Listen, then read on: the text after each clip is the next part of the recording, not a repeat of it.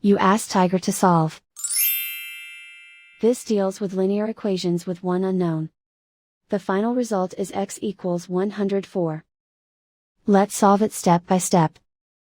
Simplify the expression. Multiply the fractions.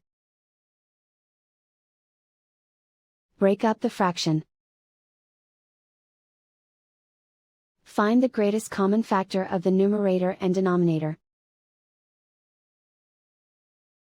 Factor out and cancel the greatest common factor. Group all constants on the right side of the equation. Subtract 128 from both sides. Simplify the arithmetic.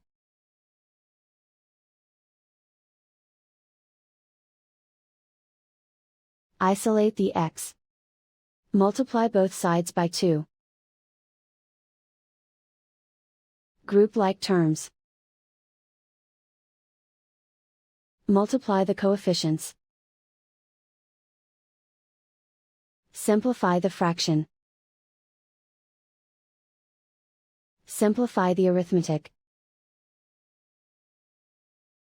And so the final result is x equals 104.